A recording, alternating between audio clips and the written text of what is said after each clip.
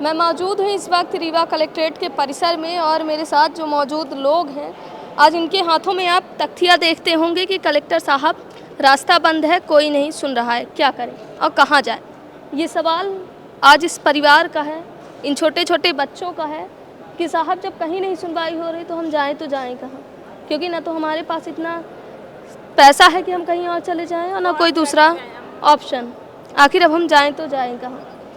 ये आज आए हैं, रोड की मांग को लेकर आए हैं। कथित तौर पर ये कह रहे हैं कि कब्जा किया गया है गांव के ही एक दबंग व्यक्ति द्वारा। क्या है पूरा मामला जान लेते हैं। क्या नाम है? हमारा राजकुमारी साहू। कहाँ से आई हैं? हम बीर खाम कुर्मियान टोला से आए हैं। कौन सी तहसील? सिमरिया। क्यों आई हैं, क्या कारण? जी हमारा रास्ता बंद है। कौन रास्ता बंद किया है? सरकारी रास्ता था कि प्राइवेट है? पहले सरकारी रास्ता था, तो सरकारी रास्ता बंद करके वहाँ पे घर बनवा लिए रातों रात। कौन बनवा लिया? बढ़ई लोग। जमीन सरकारी थी लेकिन विश्वकर्मा समाज के लोगों ने बनवा लिया। बनवा लिए। अब हम उनके मेड़ से निकलते थे, विश्वकर्मा बोलते थे ये हमारी मेड़ है, हमारे समाज के बोलते थे कि ये हमारी जमीन है। तो आप पटेल हैं?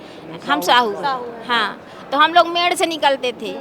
तो कई बार आज हम 2017 से आ रहे, 17 से यहाँ आ रहे हैं, हमारा केस चल रहा है।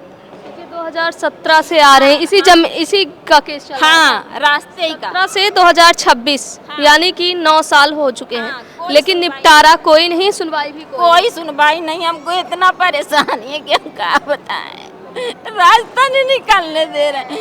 ऊपर से बोलते हम मर्डर कर देंगे, हम काट डालेंगे। कौन कहता है ये? वो बढ़ाई लोग कहते हैं कि हम नहीं करने देंगे। सरकारी रास्ते में भी ये? सरकारी रास्ता बोलते सबकी सरकारी है, सबका घर गिरेगा तो हमारा गिरेगा, सबको गिराओ।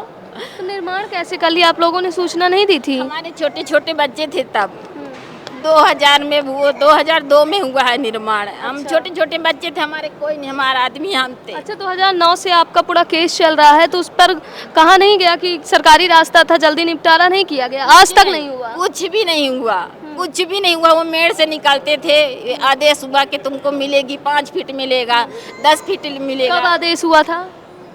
अब हमको तो पता नहीं है कब आदेश हुआ था।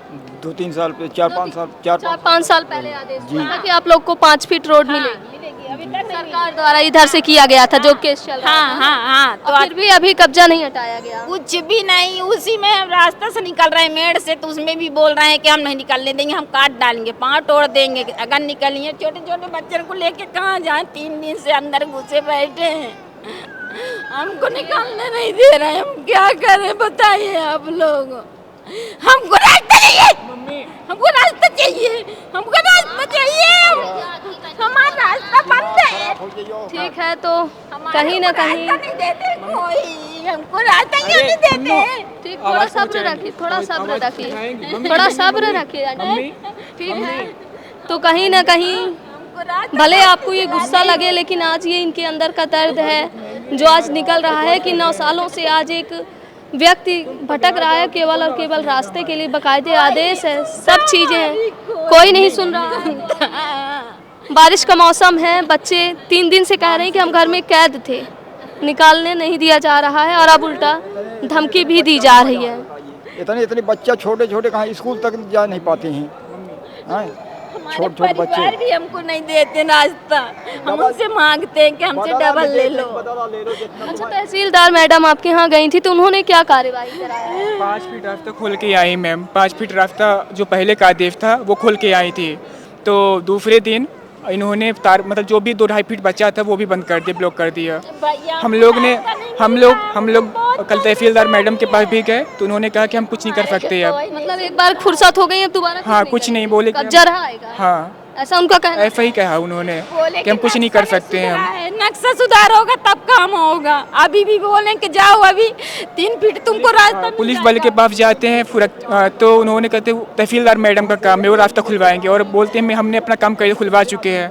बाबा जो साहू समाज के लोग हैं वो गुंडे प्रवृत्ति के कि कैसे, मतलब धमकी क्यों दे रहे हैं? भाई सरकारी रास्ता है, तुमको क्या एतराज है? एक्चुअली हमारे जो समाज के थे तो उन्होंने हमारा पूरा जमीन जायदाद जो था पुराना कब्जा कर, हाँ, अपने नाम करवा लिए, पट्टा करवा लिए हैं। तो इसीलिए बोलते हैं कि हम नहीं देंगे। अपने परिवार से लो। हाँ, तुम्हारे सब भूलाए हैं तब वो दे। सरकारी रास्ता छोड़ने को तैयार नहीं है, कहते हैं जाओ परिवार से। बढ़ई लोग हैं तो वो बोलते हैं कि हम मध्य प्रदेश शासन की 6 डिसमिल है, उसमें रातों रात पहले मड़ई बनाए हैं, फिर उन लोग पक्का सब मिलके पक्का बनवा दिए जी। कितने लोगों का परिवार? 4 परिवार है हम लोग। 4 परिवार हाँ। हैं, 4 लोगों का परिवार है और रास्ता एक है, बिल्कुल। उस पे भी कब्जा कर लिया। हाँ 5 फीट पहले खुली थी तो अब सीधे जोत के खोद खाद के 2 फीट बचाए हैं, वो भी बंद कर दिए मैडम के 5 फीट खुलवाने के बाद। तो मैम खुलवा के आई या फिर बंद दूसरे दिन बंद कर दिए, बर्फ करवा दिए। अच्छा ठीक है, तो यहाँ पे कुछ छोटे छोटे बच्चे हैं, इनसे भी जान लेते हैं। क्या नाम है बेटू? अपनी साहू। स्कूल का ड्रेस पहनी हो, स्कूल जाती हो? हाँ। कैसे जाती हो, रास्ता नहीं है तो? जाते हैं तो कीचड़ रहते तो गिर जाते हैं। अच्छा जाती हो तो कीचड़ रहता तो गिर जाती हो। अभी क्या है, अभी रास्ता बंद कब से है। बंद बंद है, कब से नहीं गए हो स्कूल? 2-3 दिन हो गए। 2-3 दिन से।